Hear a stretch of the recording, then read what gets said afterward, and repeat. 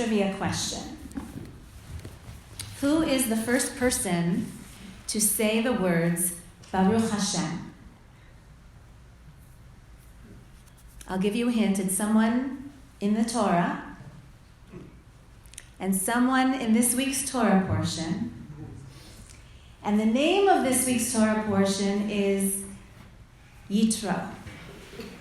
So who was the one to first say the words Baruch Hashem? Yitro. Or in English we call him Jethro. I'll read to you where it comes up in the storyline. Moses went out to meet his father-in-law Jethro.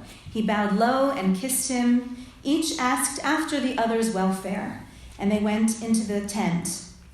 Moses then recounted to his father-in-law everything that the eternal God had done to Pharaoh and to the Egyptians for Israel's sake, all the hardships that had befallen them along the way, and how the eternal God had delivered them. And Jethro rejoiced over all the kindness that God had shown the people of Israel when delivering them from the Egyptians. Baruch Hashem! Praise be the eternal God, Jethro said. Praise be God who delivered you from the Egyptians and from Pharaoh, and who delivered the people from under the hand of the Egyptians. Now I know, Jethro said, that the eternal God is greater than all other gods, yes, by the result of their very schemes against the people of Israel. So I admit to you that I used to think Baruch Hashem was a funny way to answer the question, how are you? In fact, I thought it was not an answer at all. How are you? Praise be God. Baruch Hashem. But as I age, I have come to understand it, to appreciate it, and to find that using it myself actually makes perfect sense. How are you?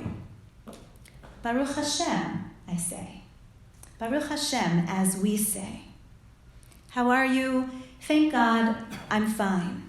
How are you? Thank God, I have all that I really need. How are you? Thank God for all the blessings that I enjoy. How are you? Thank God, each day is a gift. And the more I answer that question, how are you, which is really a throwaway kind of question most of the time. Sometimes when people ask, how are you, they really mean it. But most of the time it's just chit-chat, right? But when I pause to answer with Baruch Hashem, all of a sudden it feels more natural, it feels more important, it feels more authentic and more true. Thank God I am alive. Thank God I can count my blessings. So this past Wednesday, I had a Baruch Hashem kind of moment that caught me by surprise. I drove out to Mississauga for my citizenship ceremony. And this has been many years in the making, and that's a whole story in of itself, but I'll save that for another day. A few weeks ago, I took the citizenship test, and I'm proud to tell you I got 100%. Thank you very much. And I thought that this ceremony would be a simple formality. But the truth is, it took me by surprise, and it was quite moving.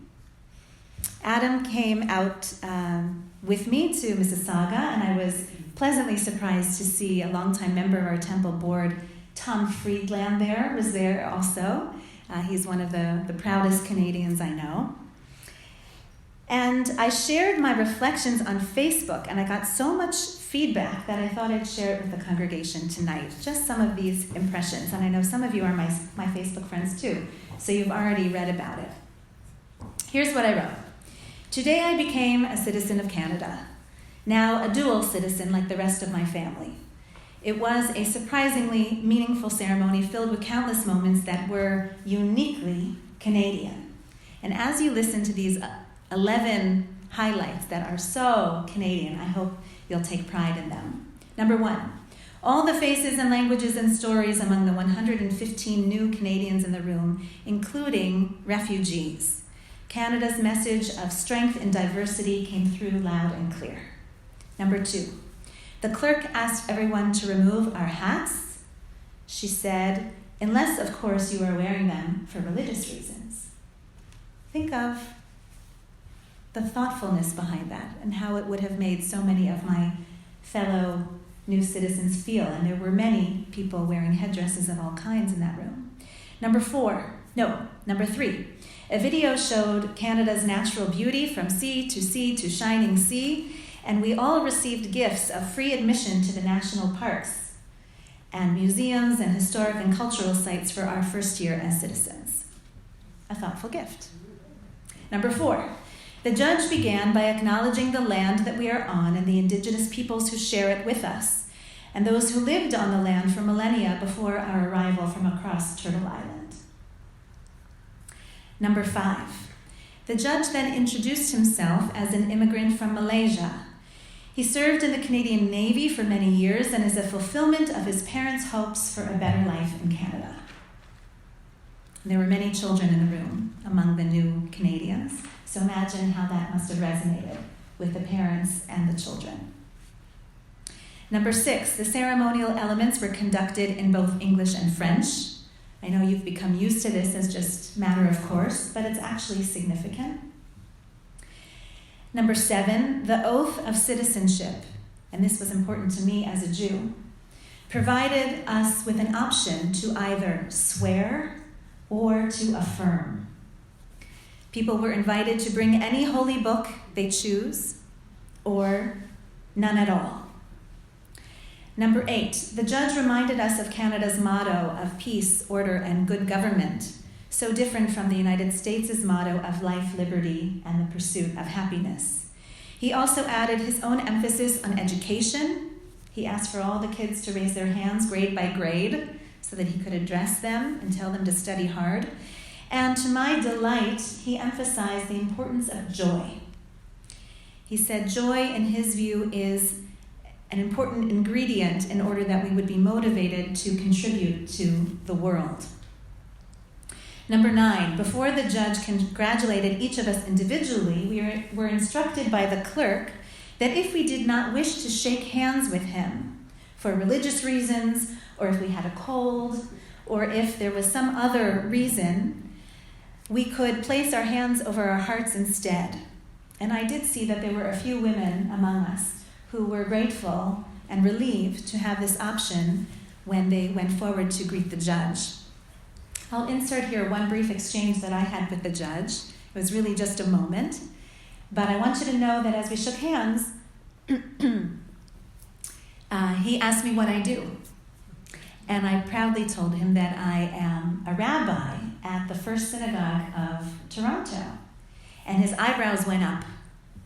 And he said, "Welcome to the Canadian family." Number 10, O Canada was sung bilingually, and with the new rendition replacing "In all thy sons" command with "In all of us" command.